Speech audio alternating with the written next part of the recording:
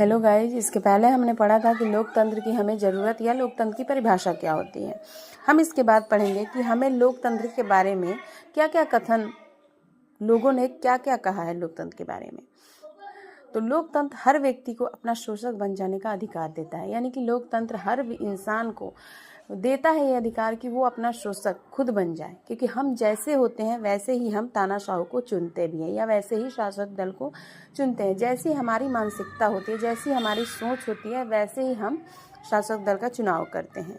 लोकतंत्र का मतलब है अपने तानाशाहों का चुनना, उनके मुंह से अपनी इच्छा की बातें सुनना, यानी कि जो भी शासक दल हमारे इच्छा अनुसार बातें बोलता है या हमें जो अच्छा लगता है कि हाँ ये हमारे अकॉर्डिंग बातें कर रहा है, हमें ठीक लग रहा है, तो उसको हम चुनते हैं।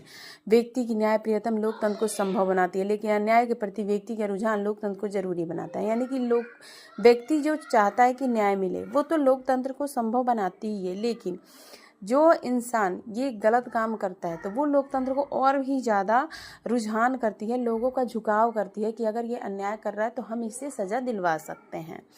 लोकतंत्र शासन का एक ऐसा तरीका है जो सुनिश्चित करता है कि हम जैसी सरकार के लायक हैं वैसी सरकार हम पर शासन करे।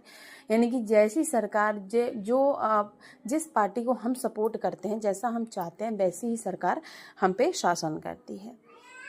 लोकतंत्र में लाख बुराइयां हो, फिर भी लोकतंत्र के द्वारा ही उन बुराइयों को हमें दूर कर सकते हैं।